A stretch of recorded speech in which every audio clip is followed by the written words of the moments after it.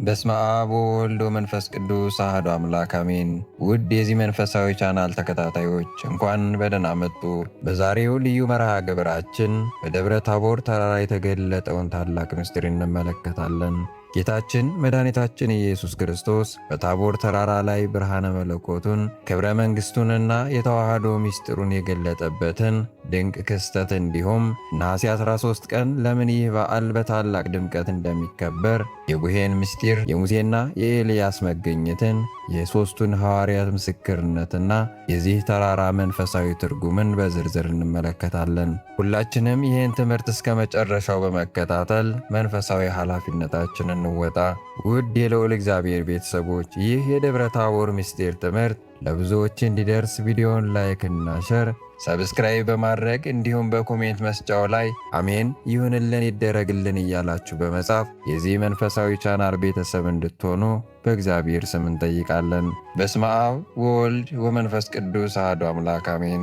የዓለም ሁሉ ፈጣሪ የነገሥታት ንጉሥ የብርሃን አምላክ ምስጋና ለእርሱ ይሁንና ዛሬ የምንዘክረው የብርሃን ተራራ የምስጢረ መለኮት መገለጫ፣ የብሉይና የሐዲስ ኪዳን መገኛ፣ የሙሴና የኤልያስ ምስክርነት ቦታ፣ የጴጥሮስ የያዕቆብና የዮሐንስ የክብር ራእይ ተራራ፣ የቤተ ክርስቲያን ምሳሌ፣ የመንግሥተ ሰማያት ምልክት፣ የተዋህዶ ክብር መገለጫ የሆነው ደብረ ታቦር ነው። ነሐሴ 13 ቀን ይህ ዕለት ጌታችን አምላካችንና መድኃኒታችን ኢየሱስ ክርስቶስ ፊቱ እንደ ፀሐይ የበራበት፣ ልብሱ እንደ ብርሃን ነጭ የሆነበት፣ ድምፀ አብ ከደመና የተሰማበት፣ ምስጢረ መለኮቱ ለሦስት ሐዋርያት የተገለጠበት ታላቅ ታሪካዊ ቀን ነው። ወደዚህ ታላቅ ምስጢር ከመግባታችን በፊት አንድ ነገር እናስታውስ። ጌታችን ለደቀ መዛሙርቱ ከዚህ ከቆሙት መካከል ሞትን ያልቀመሱ አሉ፣ የሰው ልጅ በመንግሥቱ እስኪመጣ እስኪያዩት ድረስ ብሎ ነበር። ይህን ቃል ለመፈጸም ከ6 ቀን በኋላ ጴጥሮስን ያዕቆብንና ዮሐንስን ይዞ ወደ ተራራ ወጣቸው። ያ ተራራ ደብረ ታቦር ነው። ደብር ማለት ተራራ፣ ታቦር ደግሞ ገሊላ የሚገኝበት የተራራ ስም ነው። ቅዱስ ዳዊት ከ3000 ዓመታት በፊት ታቦርና አርሞኔም በስምህ ደስ ይላቸዋል ብሎ የተነበየው ትንቢት በዚህ ዕለት ተፈጸመ። ውድ የልዑል እግዚአብሔር ቤተሰቦች ዛሬ ወደ አንድ ታላቅ ምስጢር እንገባለን። ስሙ ብቻ ሲጠራ ልብ የሚንቀጠቀጥበት፣ መንፈስ የሚነሳበት፣ ዓይን ወደ ሰማይ የሚሻገርበት ስም ደብረ ታቦር ተራራ። ይህ ስም ቀላል አይደለም። በቃሉ ስም ምስጢር አለ፣ በድምፁ ውስጥ ብርሃን አለ፣ በትርጉሙ ውስጥ የሰማይ ክብር ተደብቋል። ደብረ ታቦር የሚለው ስም ራሱ የእግዚአብሔር መገለጫ ነው። በመጀመሪያ ደብር የሚለውን ቃል እንመልከት። በግዕዝ ቋንቋ ደብር ማለት ተራራ ማለት ነው። ነገር ግን ቀላል ተራራ አይደለም። ከምድር የተለየ ከፍ ያለ ወደ ሰማይ የቀረበ የእግዚአብሔር መገኛ የሆነ ቦታ ነው። በብሉይ ኪዳን እግዚአብሔር ብዙ ጊዜ በተራራ ላይ ይገለጥ ነበር። በደብረ ሲና ሙሴን ጠርቶ ሕግን ሰጠው። በደብረ ካርሜል ኤልያስ እሳት ከሰማይ አወረደ። በደብረ ዘይት ጌታችን ስለ ዳግም ምጽአቱ ተናገረ። ስለዚህ ደብር ማለት የእግዚአብሔር ክብር የሚታይበት፣ የሚሰማበት፣ የሚገለጥበት ቅዱስ ቦታ ማለት ነው። ሁለተኛው ቃል ታቦር ነው። ታቦር በገሊላ የሚገኝ ረጅምና ውብ ተራራ ነው። ከገሊላ ባህር በምዕራብ በኩል ወደ 10 ኪሎ ሜትር የሚርቅ ከባህር ጠለል በላይ ወደ 572 ሜትር ከፍ ያለ ተራራ ነው። ነገር ግን ይህ ተራራ በአጋጣሚ አልተመረጠም። እግዚአብሔር ከዘመናት በፊት ስለሱ ተንብዮአል። ቅዱስ ዳዊት በመዝሙረ ዳዊት እንዲህ ይላል፣ ታቦርና አርሞንዔም በስምህ ደስ ይላቸዋል። ከ3000 ዓመታት በፊት የተነገረ ትንቢት ዳዊት በመንፈስ ቅዱስ ተሞልቶ ይህን ተራራ ስም ጠርቷል። ማለትም እግዚአብሔር ከዘመናት በፊት ይህን ቦታ ለልጁ ክብር መገለጫ አድርጎ መርጦታል። ስለዚህ ደብረ ታቦር የስም ምርጫ አይደለም፣ የእግዚአብሔር ምርጫ ነው። የትንቢት ፍጻሜ ነው። የኪዳን ማሟያ ነው። በቤተ ክርስቲያናችን አስተምህሮ መሰረት ደብረ ታቦር የቤተ ክርስቲያን ምሳሌ ነው። ሊቃውንት እንዲህ ይላሉ፣ ደብረ ታቦር የቤተ ክርስቲያን ምሳሌ ሆነች፣ ከብሉይና ከሐዲስ ሰብስባለችና። አስተውሉ። በአንድ ተራራ ላይ ለምን ተሰበሰበ?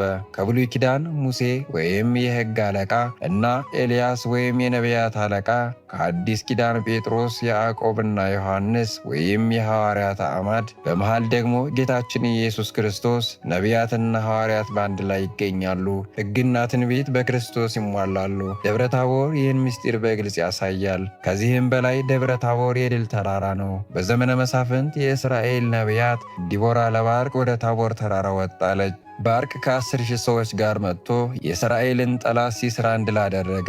ስለዚህ ይህ ተራራ ከጥንት ጀምሮ የእግዚአብሔር ድል የሚታሰብበት ቦታ ነበር። ጌታችን የድል ተራራውን መርጦ የመለኮቱን ክብር ገለጠ፣ የሰይጣንን ጨለማ በብርሃኑ አሸነፈ። ውድ ወንድሞችና እህቶች ደብረ ታቦር ማን ነው? እርሱ የእግዚአብሔር ምርጫ ነው። እርሱ የትንቢት ፍጻሜ ነው። እርሱ የቤተ ክርስቲያን ምሳሌ ነው። እርሱ የብሉይና የሐዲስ መገኛ ነው። እርሱ የድል ተራራ ነው። እርሱ የብርሃን መገኛ ነው። እርሱ የመንግሥተ ሰማያት ምልክት ነው። ስለዚህ ስሙን ስንጠራ ብቻ ልባችን ይንቀጠቀጣል። ምክንያቱም በዚህ ስም ውስጥ የአብ ፍቅር፣ የወልድ ክብር፣ የመንፈስ ቅዱስ ብርሃን ተደብቋል። ደብረ ታቦር የሰው ተራራ አይደለም፣ የእግዚአብሔር ተራራ፣ የሚስጥራት ተራራ፣ የብርሃናት ተራራ ነው። ውድ የልዑል እግዚአብሔር ቤተሰቦች ደብረ ታቦር ለምን ተፈጸመ? ጌታችን መድኃኒታችን ኢየሱስ ክርስቶስ ምን አይነት ብርሃን ገለጠ? ይህ ብርሃን የተፈጠረ ብርሃን ነበርን ወይስ የመለኮቱ ባህሪ ብርሃን? ቅዱስ መጽሐፍ እንዲህ ይናገራል። ከ6 ቀን በኋላ ኢየሱስ ጴጥሮስን ያዕቆብንና ወንድሙን ዮሐንስን ይዞ ወደ ረጅሙ ተራራ ብቻቸውን አወጣቸው። በፊታቸውም ተለወጠ። ፊቱ እንደ ፀሐይ በራ፣ ልብሱም እንደ ብርሃን ነጭ ሆነ። እነሆ ሙሴና ኤልያስ ከእርሱ ጋር ሲነጋገሩ ታዩአቸው። አስተውሉ። ተለወጠ የሚለው ቃል በግሪክ ሜታሞርፊስ ይባላል። ማለትም ቅርጹ ተለወጠ፣ ክብሩ ተገለጠ ማለት ነው። ጌታችን አዲስ ሰው አልሆነም። እርሱ ከመጀመሪያው አምላክ ነው። ነገር ግን እስከዚያ ቀን ድረስ የመለኮቱን ክብር በሰውነቱ ውስጥ ሸፍኖት ነበር። በደብረ ታቦር ግን ያንን መጋረጃ ነሳ። የሰው ባህሪ ሳይለወጥ የመለኮቱን ብርሃን አበራ። ይህ ብርሃን ምን አይነት ነበር? የፀሐይ ብርሃን አይደለም፣ የእሳት ብርሃን አይደለም፣ የተፈጠረ ፍጥረት ብርሃንም አይደለም። እርሱ ብርሃነ መለኮት ነው። የአምላክ ባህሪ ብርሃን ነው። የማይፈጠር የማያልቅ የማይጨልም ብርሃን ነው። ቅዱስ አባቶች ይህን ብርሃን የማይፈጠር ብርሃን ብለው ይጠሩታል። ጴጥሮስ፣ ያዕቆብና ዮሐንስ ይህን ብርሃን በተመለከቱ ጊዜ መሬት ላይ በፊታቸው ወደቁ፣ እንደ ሙታን ሆኑ። ምክንያቱም የሰው ዓይን የአምላክን ክብር መሸከም አይችልም። ሙሴ እንኳን በደብረ ሲና የእግዚአብሔርን ክብር ሲያይ ፊቱ በብርሃን ተሞልቶ ሕዝቡ መመልከት አልቻሉም። እነዚህ 3 ሐዋርያት ግን ከሙሴ የበለጠ ክብር አዩ። ምክንያቱም የቃል የሆነውን አምላክ ራሱ በሰውነቱ ሲያበራዩ። በዚያን ጊዜ ደመና ሸፈናቸው። ከደመናውም እንዲህ የሚል ድምፅ ተሰማ፣ ይህ የምወደው ልጄ ነው፣ በእርሱ ደስ ይለኛል፣ እርሱን ስሙት። ይህ ድምፅ የአብ ድምፅ ነው። በጥምቀት ጊዜ በዮርዳኖስ ወንዝ የተሰማው ድምፅ ነው። አብ 2 ጊዜ የልጁን አምላክነት በግልጽ መሰከረ። አንደኛ በጥምቀቱ፣ ሁለተኛ በደብረ ታቦር ተራራ። ይህ የሥላሴ ምስጢር ነው።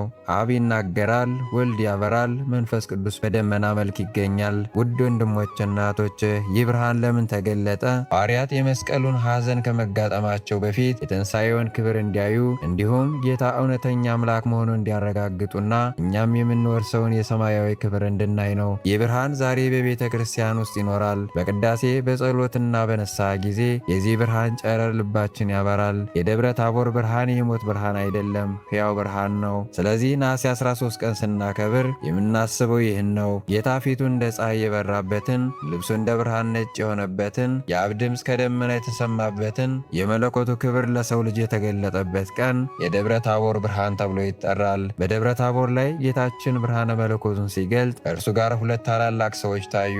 እነርሱም ሙሴና ኤልያስ ናቸው። ውድ የልዑል እግዚአብሔር ቤተሰቦች ለምን እነዚህ 2 ብቻ?